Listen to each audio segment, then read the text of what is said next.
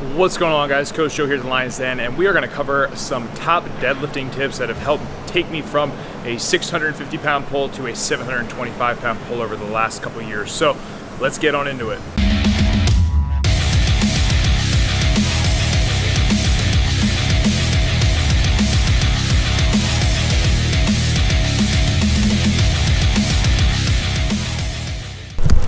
Oh, make sure you guys like the video, subscribe to the channel, and hit the notification bell, bing, right there so you can stay up to date with all the videos that are coming out. Thanks.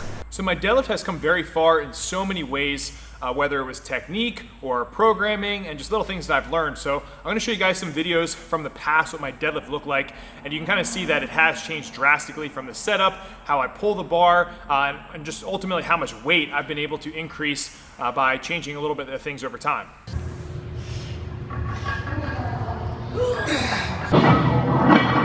That's it. Up, up, up, up. Come on. Got it. All right, guys. So actually just getting into tip one, it actually has to do with warm-ups. And I used to spend a lot of time warming up and also taking too many warm-up attempts, just waiting for that kind of the perfect moment for my body to feel right. So instead of doing that, I've just progressively gotten better at taking some bigger jumps once I am warmed up with some lighter weights. And that's not only cut down my workout time, but also giving me more energy to go heavier with my working sets. Now I know that I've talked about it before, but my warming up for any movement, typically I don't have much time, is simply doing that movement with a bare barbell, and then I will incrementally add more weight little by little until I'm feeling good and I'll hit my working sets. So something I haven't talked about much on this channel when it comes to deadlifting is my grip. Now in the past I always pulled with a mixed grip. However, more recently I do a hook grip, or I'll use my straps and have a double overhand. And I feel like this has helped a lot with just being more confident in my pull, having a little bit better of a bar path. And I noticed when I had that mixed grip, I was getting a little bit of dominance from one side versus the other. Now the second thing when it comes to grip that I've changed over time has been where my grip has been on the bar. When I first started deadlifting, I actually had a wider grip that was probably maybe like an inch or inch and a half outside of my shins. So being able to bring that grip in over time, I think has made the pull just a little bit easier, and it's just kept a tighter bar path, which grand scheme of things, when you're going for a really heavy lift, little things like that do matter. So check your grip out. If you're doing a specific variation like a snatch grip deadlift or just a wider grip deadlift for accessory work, obviously that's allowed, but for the way you're gonna pull in competition, you wanna make sure that's how you practice in training. So a lot of you guys in the comment section always talk about how my hips raise a little fast in the deadlift, and this is actually very intentional and something that works specifically for me. And the reason that I actually drop my hips in the setup is one, to get as tight as possible, and then two, as I'm raising up, you can see that the bar actually doesn't break off the ground until my hips are actually in the right position. But really what I'm trying to do is utilize the tightness and then making sure that I'm getting proper leg drive. I wanna make sure that I can use my legs as much as possible in the deadlift, and that was something that I made a big carryover from when I first started. When I first started deadlifting, I was typically almost doing like a stiff leg deadlift and wasn't using my quads at all. And once I figured out how to use my quads, my deadlift jumped like 80 some pounds because I wasn't using the proper muscles. So doing that in my pull has really helped me. It's not for everybody. It's a very unique way that I pull, but it has made a big difference with utilizing the leg drive as much as possible. One of the other tips that I talk about all the time, but I can't stress it enough, is resetting between each rep in the deadlift. Now I'm not saying take 5 seconds, I'm saying just a simple reset will go a long way. And if you do that, you're gonna get better, one, just practicing the deadlift from a starting position. So oftentimes you'll find people get better from the floor.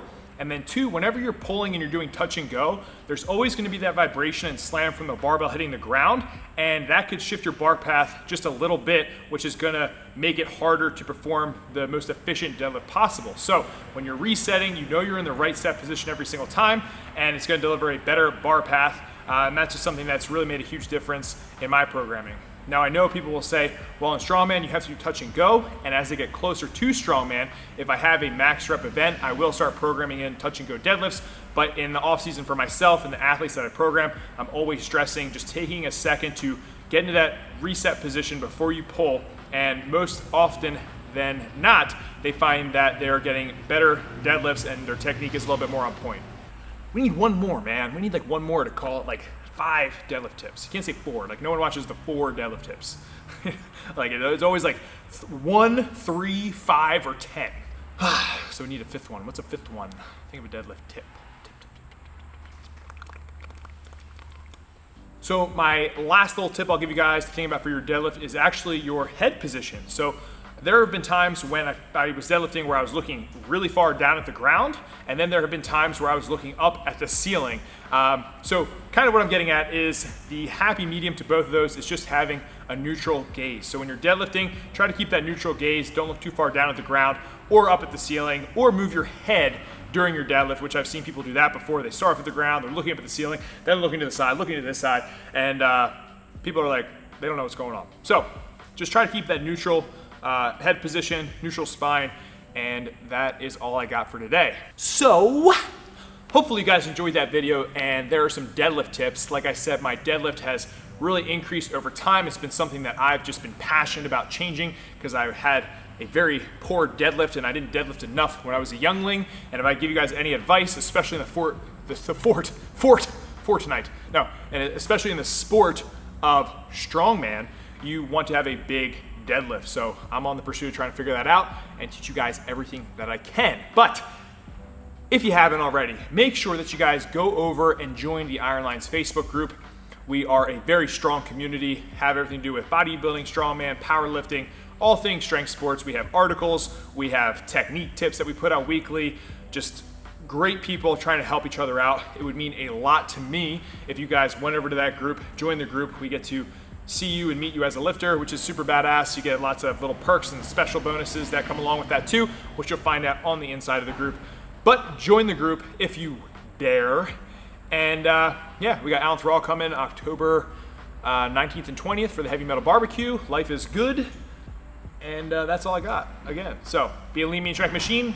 Subscribe to the channel, like the video. Peace.